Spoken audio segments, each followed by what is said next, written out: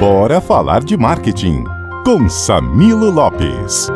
Oferecimento Digital Hack, Marketing Digital. O sucesso dos nossos clientes é o nosso marketing. Muito bom dia para você que nos acompanha pelos 90.9 FM, CBN Rádio que toca as notícias. Eu sou Samilo Lopes e vamos juntos na próxima meia hora falar de marketing, de inovação, de ações comerciais.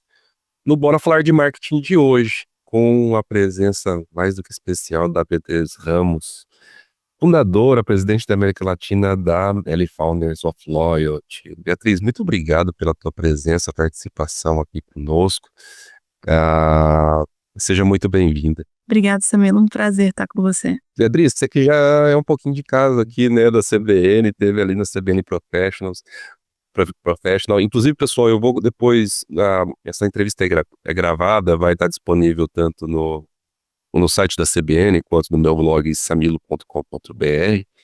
E eu vou colocar o link desse episódio do CBN Professionals também para vocês poderem acompanhar, quem se interessar, quiser saber mais sobre a Beatriz, sobre a Founders, e é uma história muito bacana que vocês vão adorar, que a gente vai conversar aqui hoje. Beatriz, eu gostaria que você se apresentasse um pouquinho aqui para o pessoal do nosso interior paulista, da região de São José do Rio Preto, que conhecesse um pouquinho da Beatriz e um pouquinho da Founders. Bom, a Beatriz, mãe de 2 filhos, de 13 e de 10, meus maiores orgulhos. Sou original de Brasília. Meu pai mudou para Brasília bem no começo da criação da nova capital. Então, sou brasiliense. Saí do Brasil com 13 anos para buscar o sonho de ser pianista, né, com uma bolsa de estudos lá para fora. Fiquei quase 20 anos fora, né, perseguindo essa carreira como pianista. E com 21 anos tive um acidente que me impossibilitou continuar a carreira como pianista. Ingressei para o mundo da música do lado de business. Trabalhei na gravadora Sony Music durante vários anos em Nova York, Londres e na Holanda. E aí foi quando eu encontrei o mundo da fidelização através de uma campanha de figurinhas com os artistas da Sony. E no momento que eles me abordaram para voltar para o Brasil e abrir o escritório na época, Brandvoice, né, uma empresa que agora nós, como Founders, adquirimos, para trazer um conceito dos selinhos colecionáveis para o mercado brasileiro. E é onde eu tenho estado já fazem 14 anos que eu estou de volta, muito feliz de estar no Brasil, amo esse país, e muito feliz do sucesso que a gente conseguiu construir, né, dessa mecânica lúdica, prazerosa, e que reconhece o cliente por sua fidelidade de uma forma que chegou para ficar e gerou essa febre de selinhos que a gente brinca aqui, que chegou no mercado brasileiro. As selinhos, e é uma história que... Bom, a história do brasileiro com colecionáveis é uma coisa muito apaixonante, assim, né? Nesse momento que eu tô me recuperando de uma gripe, né, vocês estão vivendo, fazendo a gravação aqui de casa e tal, mas se eu baixar um pouquinho a câmera do meu computador aqui, ó, meus livrinhos estão ali, aqui atrás tem uma coisa que eu voltei a fazer há muito tempo, que é recordar meus gibis e tudo mais, mas a história dos selinhos, das figurinhas e os colecionáveis é uma coisa que é muito forte também no varejo, né? Isso gera um engajamento, uma fidelização gigantesca. Mas já a gente vai voltar aqui, porque eu ainda quero pegar um gancho nessa história de pianista. A fundadora, a presidente. Como que é fazer uma transição de carreira dessa, assim, né? Olha, no meu caso, eu até mencionei naquela época na entrevista no CBN Professional, eu acho que uma transição de carreira como essa a gente nunca nos maiores sonhos imagina, né? Foi uma coisa que a vida me trouxe. Não acho que eu estaria fazendo o que eu estou fazendo se não fosse, né, o acidente ter acontecido. Eu amava, né, a profissão, adorava tocar, né, era uma paixão mesmo, né, você não fica 6 horas atrás de um instrumento, né, se você não tem essa paixão realmente por isso. Então essa transição de carreira que Estamos falando de Juilliard, né? E estamos falando de Juilliard School, né? Não é uma escola de música pop. sim, sim, e eu acho que não era nem só pela Juilliard que a gente, né, que é a paixão mesmo de saber que para performar no nível que a gente performava, né, existia uma dedicação, de horas, é um esporte, na verdade é um esporte. Então quando isso tudo aconteceu, eu acho que o que foi mais importante para mim, foi ter as pessoas ao meu lado, que conseguiram, me apoiar para ver o lado positivo, eh, de algo trágico que aconteceu, né, porque eu falo muito, eu inclusive dou esse livro para todos os meus colaboradores ao longo das histórias, né, desses anos que eu tô no mercado, que foi que eu tinha um livro né, recebi naquele momento o livro do Dalai Lama chamado A Arte da Felicidade, que foi um livro que eu devorei, e que ensina muito de como na vida, né, você pode escolher 2 caminhos, o caminho de ser uma vítima, né, ou um caminho de fazer do limão uma limonada. E nesse momento isso foi algo que eu me segurei muito, né, me apoiei muito no sentido de falar: "Tudo bem, não vou seguir esse trajeto mais, porém o que que a música me deu, né, e como eu posso seguir, baseado em tudo que eu tive até agora, que foi morar em vários países, aprender várias línguas, ter com 13 anos ter que estar me virando, né, então eu aprendi a negociação sendo independente muito jovem, né, inclusive eu sempre fiz, né, economia ao mesmo tempo que música, porque eu Juilliard era maravilhosa, mas eu sentia falta de falar com pessoas, né, fora do mundo da música, então a gente, né, na Colômbia, eu tinha um espaço para de bastante interesse de não só focar sempre, na música, mas ter outros contatos, humanos e também de insights. Então, quando tudo isso aconteceu, eu falei: "Poxa, espera aí, tudo na vida acontece infelizmente por uma razão ou felizmente, eu vou atrás de buscar uma solução e vou unir a minha paixão com a música com business", e foi aí que eu fui atrás, né, das gravadoras. E eu acho que na vida tudo bem, você tem que trabalhar bastante, mas eu sou uma pessoa que me considera que também tive muita sorte de mandar um e-mail para a pessoa certa, no momento certo, que eles estavam contratando para uma Global Traineeship, né, que a Sony fazia, e dentro de um período muito curto eu virei de pianista para executiva executiva digo, né, aprendiz, no mundo das gravadoras. Então, eh, eu acho que o foco, né, que eu tento ensinar para meus filhos também, né, bastante assim, a vida é trabalho, no sentido que a vida dá trabalho, você tem que fazer várias coisas, né, não adianta achar que a vida vai ser um mar de rosas sempre, não, a vida é trabalho e se você aceita isso, já meio caminho andado. E é o seu trabalho fazer da vida, né, o que você quer que a vida faça de você. Então acho que naquele momento, eu fui atrás de moldar para que a vida virasse algo que me fizesse feliz e não esperasse que caísse de mão beijada no meu colo. E é isso que eu acho que me ajudou nessa transição. Você contou do Dalai Lama, né? Por coincidência ou não, né? Eu sou budista também e sou da linhagem de um ex-aluno do Dalai Lama, ainda é aluno, né, do Dalai Lama, né? Que é o professor Alan Wallace. E, e o Dalai Lama tem uma história com um aluno dele, chamado Thupten Jinpa, isso, eh, que abdicou, né, do seu treinamento ali com o Dalai Lama para virar professor, né, para mudar para o Canadá. E ele conta dessa transição e tudo mais. Ele fala assim que quando ele saiu do monastério ele precisava se tornar ah, ah, aceitável naquela nova realidade, né, essa adaptação, esse processo, assim. E quando você comentou no caso do Tutendipo, ele fala de se tornar empregável, né, do novo cenário, né, que ele Você contando isso me veio essa lembrança. É um livro maravilhoso. Eu deixo aqui também o convite para todos lerem. Chama Um Coração Sem Medo. Um Coração Sem Medo, bom saber, não conhecia. Maravilhoso. Depois também coloco os links aqui para todos vocês. Você foi na Sony ainda dos Estados Unidos ou você já foi para a Holanda? Não. Então, assim que eu me formei, eu voltei para a Holanda e fiquei fazendo um mestrado de musicologia enquanto eu achava, né, em qual segmento eu gostaria de trabalhar. Entendi que o mundo acadêmico era muito quieto para alguém que, né, tinha feito várias outras coisas. Eu tinha esse sangue de negociador, eu acho que desde pequena.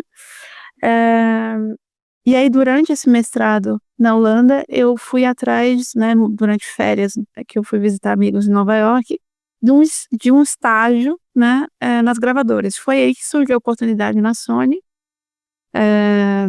E eu fui e voltei para Nova York. E comecei na Sony de Nova York, só que essa internship, né, você ficava alguns meses em Nova York, alguns meses em Londres, alguns meses na Ásia, e eu fiz 2 rodadas em Nova York, de 4 meses, trabalhando com alguns executivos, fui para Londres, e aí em Londres eu gostei bastante, decidi ficar, e aí fui contratada né, sair desse traineeship para uma função fixa, e aí fiquei em Londres. Fiquei quase 3 anos em Londres, cuidando ajudando a cuidar da região da Europa, né, com a liderança, fazendo M&A, né, na época do mundo da música, a gente estava buscando, né, novos negócios devido ao declínio do CD físico, né, legal, eu sempre trabalhei com esse negócio físico e digital, selinho físico e digital, CD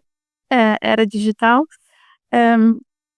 e então a gente estava adquirindo empresas que organizavam concertos, então o mundo né, das gravadoras estavam tentando abrir novos modelos de negócios para compensar pelo declínio do CD físico. Então eu trabalhei com isso, viajando por vários países, e chegou uma hora que eu não queria estar mais num head office, né, que a gente chama numa matriz. Eu queria estar num escritório local, que eu decidi ser a Benelux, cuidando de uma linha de negócios que foi a linha digital, de todo o business de iTunes, YouTube, parcerias com os nossos artistas, como uma Beyoncé com a Coca-Cola, né, que a gente chamava de parcerias estratégicas.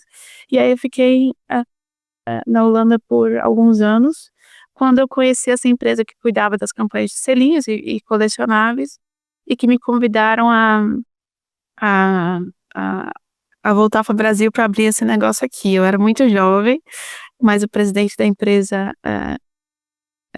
tinha uma visão muito aberta, né? Se ele achasse que ele, né, encontrasse a pessoa certa, ele dava as oportunidades.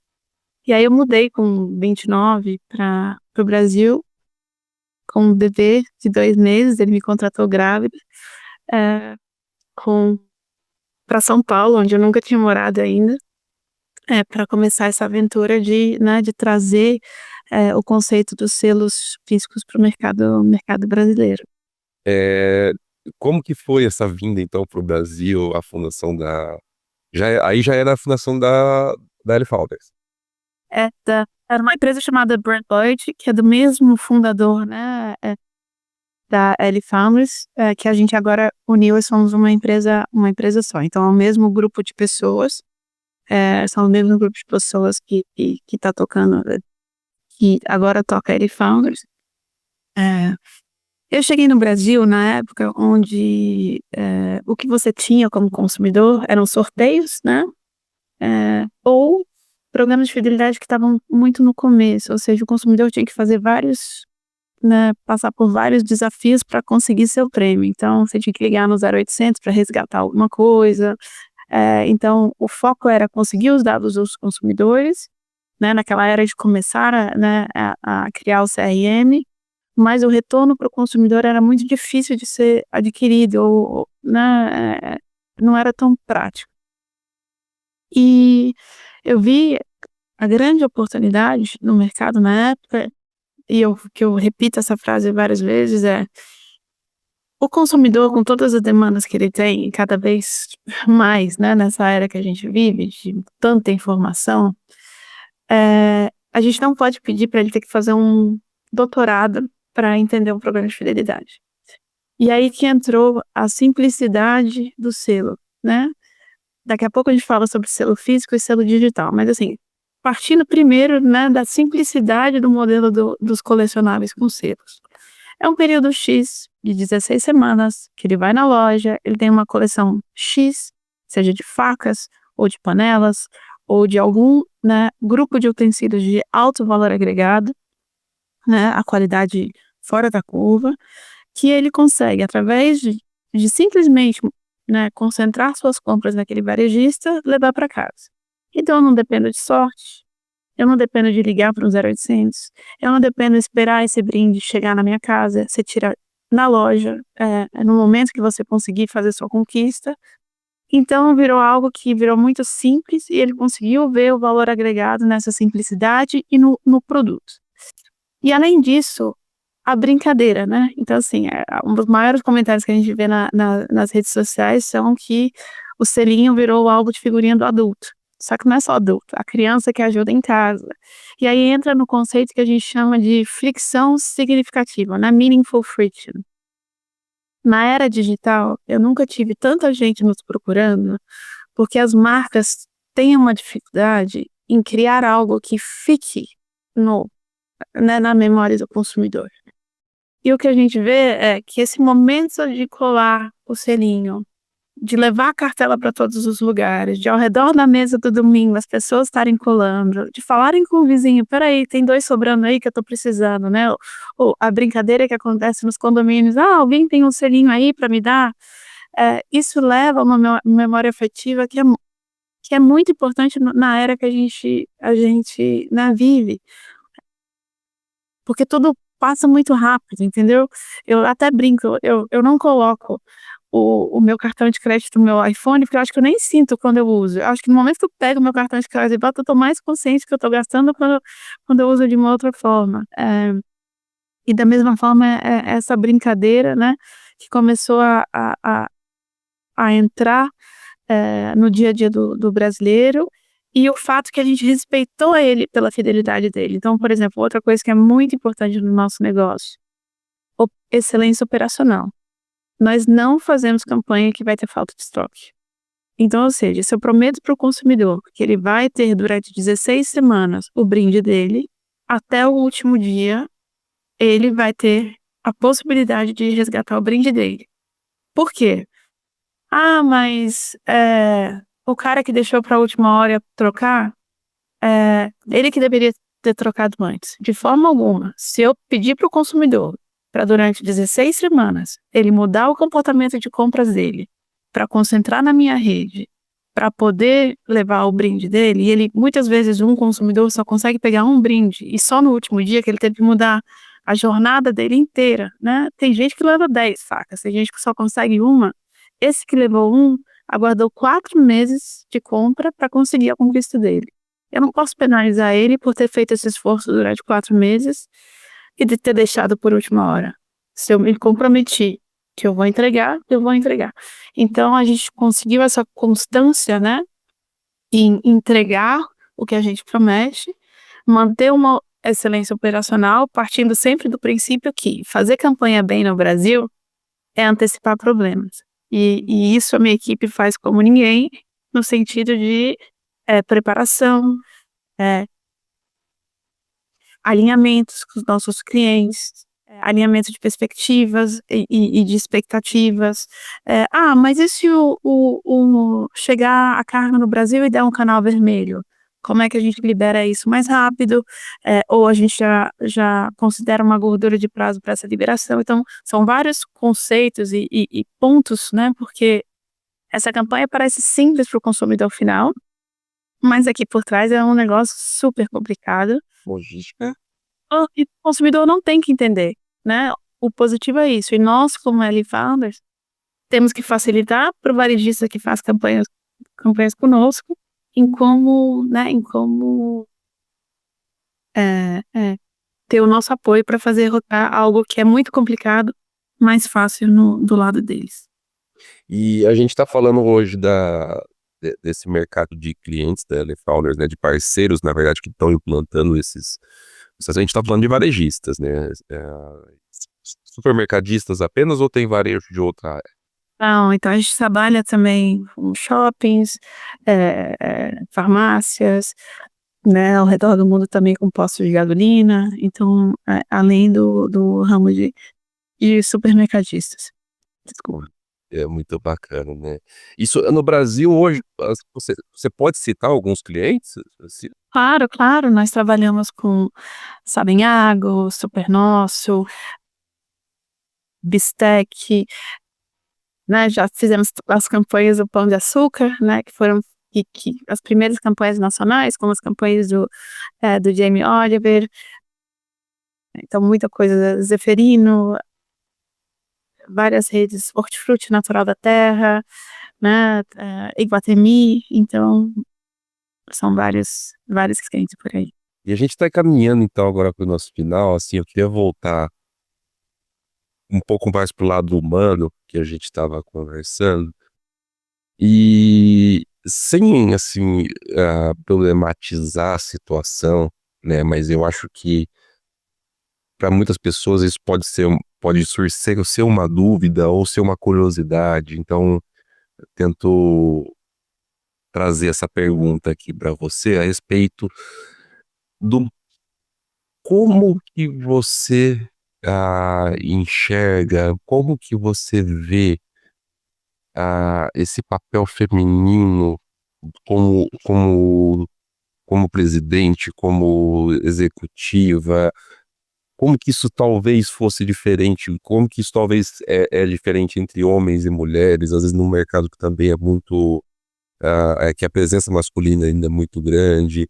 Enfim, é uma pergunta um pouco confusa, porque o tema é confuso, mas eu acho que é necessário às vezes a gente puxar algumas pontas assim e ir conversando. Então eu queria deixar essa pergunta um pouquinho confusa para você aqui e também para os nossos ouvintes, mas eu queria que você pudesse falar um pouquinho do que você acha que faz sentido, assim.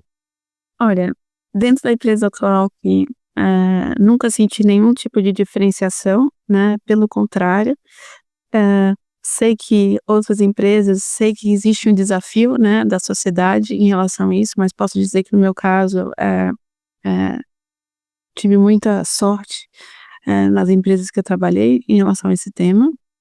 Eu acho que o papel que nós temos como mulheres somos dar os exemplos sempre para nunca dar razão para o outro, né, de nos tratar diferente. Então, eu quero ser admirada por ser uma boa executiva, não por ser uma executiva mulher.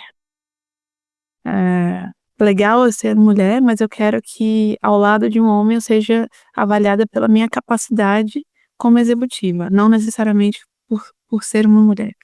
E por ser uma mulher tem várias vantagens das experiências que a gente leva de vida, como ser mãe, aprender várias coisas nessa jornada de mãe, o multitasking que isso demanda, isso sem dúvida nos dá várias vantagens de como, né, lidar com vários temas no negócio, porque a gente precisa, né, balançar vários pratinhos no ar. Não estou falando que pais presentes não façam isso também, né?